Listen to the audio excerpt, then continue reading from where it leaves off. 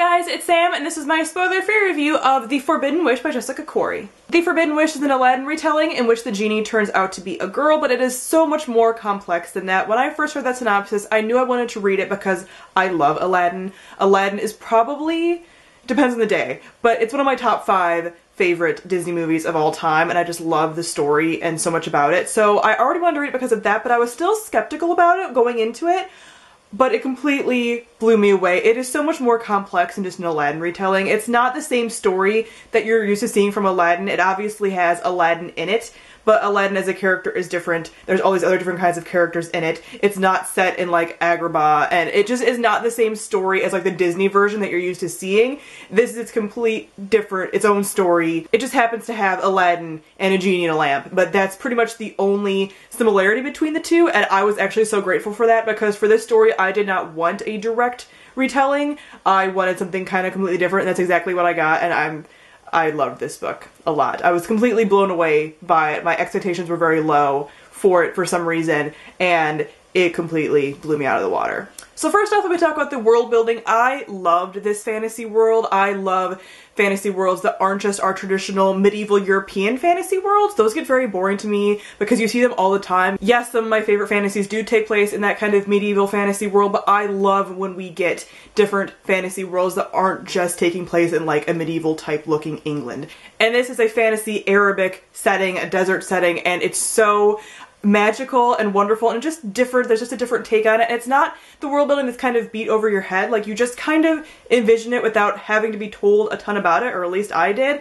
And I love the just magical element. Just the world feels just imbued with magic, and I loved that about it. Also, because it was its own unique world, I didn't feel like it was very stereotypical or anything like that. I didn't feel like it was playing on Arabic stereotypes or anything in order to world build. It was just its own world that took elements of different ancient Arabic times and kind of put it in there, and I just loved how beautiful it was. I think the beautiful writing is what made the world building also so beautiful. Next, let me talk about the characters, because the characters I feel is what made this the most, and the characters completely blew me away in a way that I wasn't expecting. I was fully expecting that Aladdin was going to be the main character in this, or kind of the main focus. I knew that this was told from the genie's perspective, but I, for some reason, kept thinking like, oh, it's an Aladdin retelling, it's going to be all about Aladdin.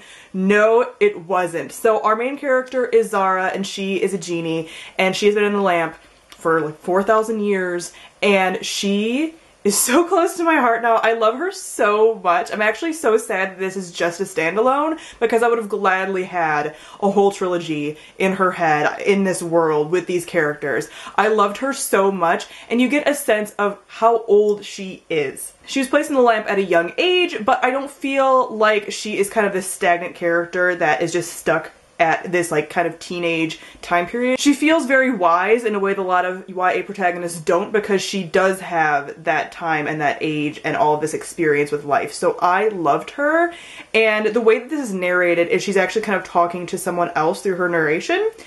And I loved that element as well. I don't want to go into exactly what that was, but I loved that element. So we also had Aladdin as a character, and I didn't particularly like Aladdin as a love interest. I like him as his own separate character though. He is an Aladdin that we know and love of being kind of the like snarky, gets himself in trouble kind of character, but I didn't particularly love the romance element in this book. I am in the minority there. I know a lot of people really did enjoy it, but for me, I just didn't feel like it was particularly realistic. I know it is a fantasy story, I get it, but as far as the romance, I just felt like a 4,000-year-old magical being shouldn't really be smitten with a, you know, like 16, I forget how old he is, probably 17-year-old boy. Like, doesn't really make a lot of sense to me. I have a little bit of a disconnect, but that's just something that I do not like seeing in a lot of books that have like paranormal creatures or anything like that, where there's characters that are extremely old even though they're in younger bodies, and then you have them falling for like teenagers. I don't know, just doesn't really sit with me particularly well. But I enjoyed him as his own character and as a side character, and he grew on me as time went on, because at the beginning I wasn't super fond of him. I liked him, he was okay, but then as time went on I did grow to like him a little bit more. Then we also have a lot of different side characters. We have a girl gang of lady assassins in here, which just spoke to my soul in a deep, deep level, and I enjoyed them immensely. Just so much. I could have had a whole book about them, honestly. I love them so much, and I wish we could have seen more of them. They are side characters, but They're so great. And there's just really a big focus on female characters. Again, when I went into this, I was expecting it to be more focused on Aladdin, and it's not. It's very much focused on all of the female characters, and the female characters are the powerhouses in this story, and I loved that.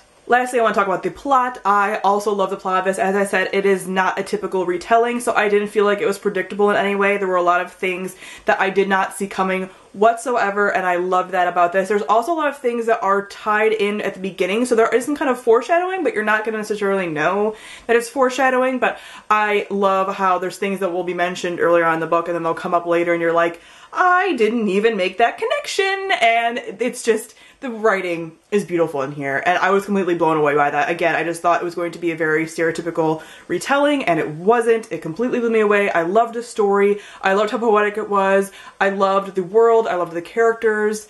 I loved pretty much everything about it. The only thing that I would say is a flaw in this story is the romance in a lot of ways, but other than that, everything else is wonderful, and I adored it so much. Why didn't we get a trilogy? The one time that I actually want a book to be a trilogy, and it's not. Oh, man. So I gave The Forbidden Wish 4.5 out of 5 stars. So that is it for my spoiler-free review. This is also the book for this month's Random Read-Along group that I host with Sarah Jane of The Book Life and Kristen from Cap 89X. So I will leave all the information for the live show down below. It will be happening on the 1st of April at 4:00 p.m. Eastern Standard Time on Sarah Jane's channel. So I will link that down below if it is already up and you're watching this in the future. But if you want to join us and you've already read the book and you want to hear all the spoilery thoughts and stuff that we had, go ahead and join us on Sarah Jane's channel. So comment down below and let me know what you thought of The Forbidden Wish. Thank you all for watching, and I'll see all of you guys soon. Bye!